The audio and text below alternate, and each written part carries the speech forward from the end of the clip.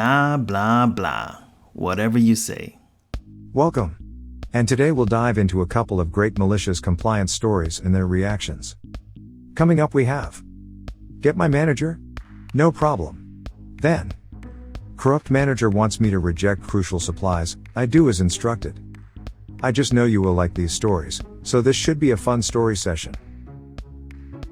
Hi, this is Derek. I just put the Drama Llama, Fred, back in his pen so that I can do this quick video for you with some of the stuff that Fred found on Reddit earlier today.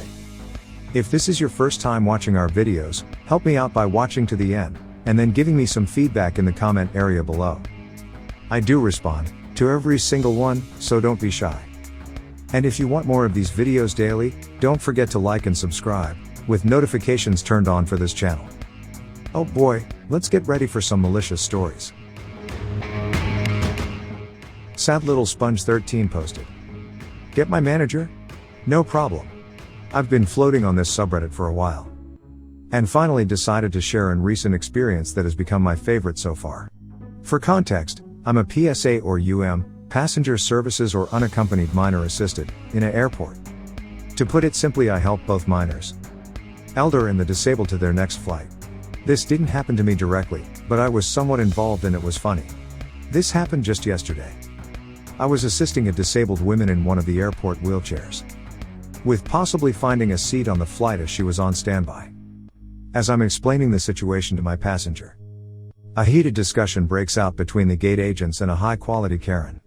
The agents are trying to explain to her that per the airline's policy, masks must fully cover your face from your nose down. And the bandana over her face was not good enough and they could give her a proper one. Karen argues that she has had this mask on for the past 3 flights and it was never a problem. The gate agent severely doubts her claim. The arguing continues for a minute more before Karen uses the signature line. Can you go get your manager? I want to speak to someone who knows how to do their job. The gate agent says you got it and almost skips away to find her manager. They both come back over and the manager addresses Karen one more time, as the agent had already given him a quick rundown of the situation. Manager, ma'am, per whatever airline's policy, your mask must cover your nose and mouth fully. Hanging facials close, gas masks and masks with valves are not permitted. We have extras to give you if you need one. Karen, so basically you don't know how to do your job either. The manager breathes a quick sigh, says okay and take over the computer for about 5 minutes, before waving me and my passenger on to board the flight. It wasn't until I walked out of the jet lane and seen Karen still standing in the waiting area that it dawned on me. The manager had taken Karen's seat and given it to my passenger who was on standby. Judging from the screaming and cursing after that door closed, Karen didn't realize it right away either. What are your thoughts on Jaded Crow's story? Please share in the comments below. Here's how some Reddit members reacted to this story. Sam Poole reacted with, "That's such an appropriate way to deal with the situation too. Yes, the manager is the masked hero. It's the only way. You can't make her agree with you. She was thoroughly advised and given a chance to comply. She failed to do so, so the manager initiated the consequence and moved on. These people want the argument.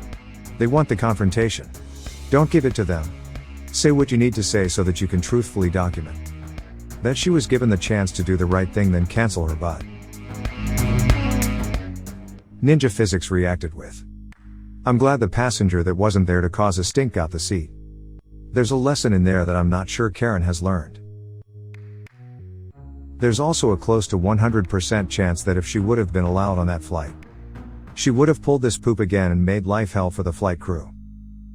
What a bunch of great reactions.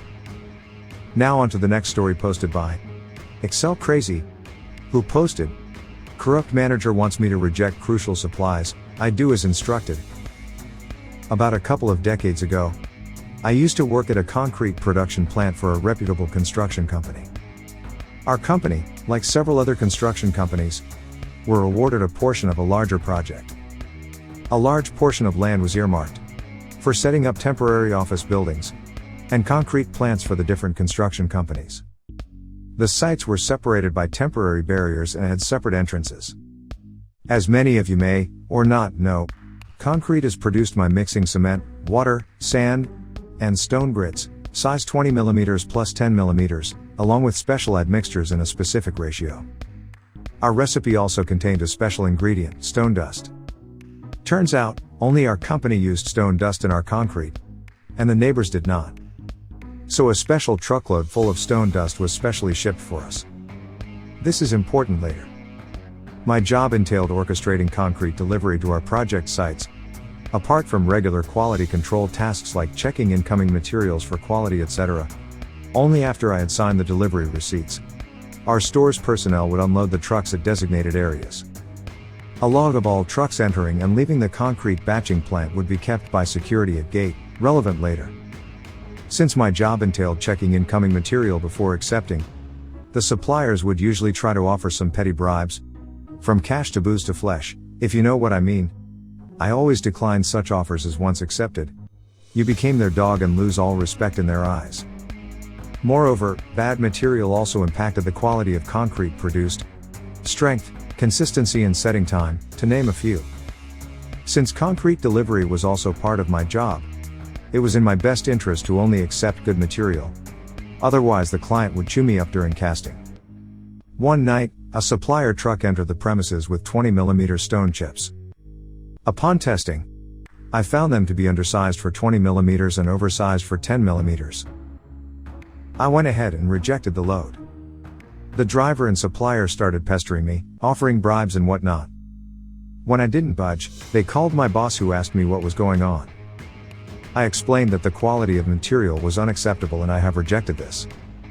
When I mentioned it is too small for 20 mm, he ordered me to dump it in 10 mm bin anyway. I knew what that meant. My boss was on the supplier's payroll. A couple of weeks passed by and my boss asked me to reject a truckload of material from a very reliable supplier. He knew that the supplier was only delivering stone dust that day, and should we reject material, the entire load would be a waste and a loss to the supplier. Once the stone chips or stone dust has left the quarry, they, for some reason, can't bring it back. Hence my boss wanted to hit the supplier where it hurt most. Especially stone dust, as there was no other company that would take it. Q. Malicious Compliance. I called the supplier, who had become a friend by now, and told him that I was under orders to reject a truck. He panicked and told me that my boss was putting pressure on him for bribes. This particular supplier believed in providing quality material, and always visited my lab to understand how I tested the material, and what my requirements were. He would then go back to his quarry, and adjust the equipment to deliver the best quality materials. Because he put so much effort in improving the quality of his product, he did not budge and bow down to my boss's demands. I asked the supplier friend to route a truckload of 20 mm stone chips meant of some other company to my plant first. I would let the gate security log the truck's entry and then promptly reject the material. He was then supposed to send the stone dust, which I would accept, and be done with my task. Everything happened as planned. I completed my remaining activities for the night and went home. When I came back to work in the evening, my boss was waiting for me at the door. As expected, he had checked the entry and exit log as well as material receipt history. He had noticed that I had accepted the stone dust and was chewing his anger, waiting for me to explain. He very casually asked me if I had rejected a truckload. I acted dumb and answered in affirmation. I told him that the very first truck, a 20 mm, was rejected. Now usually 20 mm is never rejected, especially from this supplier. So he asked me what reason did I give while rejecting the truckload. I said flakiness index, a test we never do as a field test, but is mandated by the client to be done once a quarter. He knew that I was playing him, but he couldn't do anything. I had done exactly what he had asked me to do, reject a truckload. I had covered my bases with the security log as well as material receipt. So he just muttered something under his breath, and never mentioned this to me again or asked me to do anything similar. 2 months later he was transferred to a different site, and I became the overall in charge. Same designation and pay, just more responsibilities. What are your thoughts on Excel crazy story? Please share in the comments below. Here's how some Reddit members reacted to this story. Emperor Animus reacted with, I'm often told that I should lie or cheat to get where I want career-wise or even get official business done. But I have taken upon myself to stand true to my values and remain honest regardless of the outcome.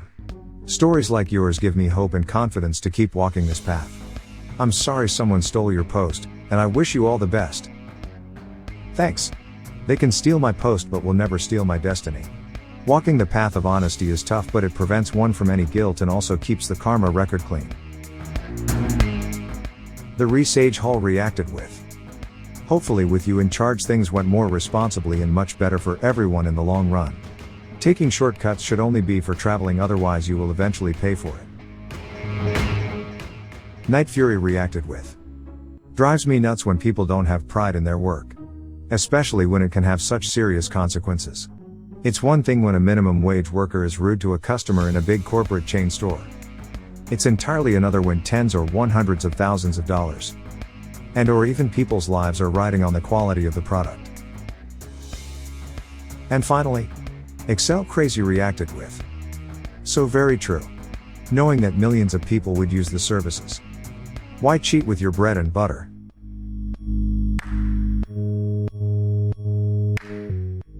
Well, there you have it. A perfectly great set of reactions from a bunch of upstanding citizens. Help support this channel by smashing the like and subscribe buttons. And hit that silly little bell as well to ensure you get the latest videos as they come out. Fred is always finding stuff for me to post regularly. So this is Derek signing off. Thanks for watching. Good grief, it sounds like Fred is out of his pen again. He must have found more stories for me to share with you. See you soon.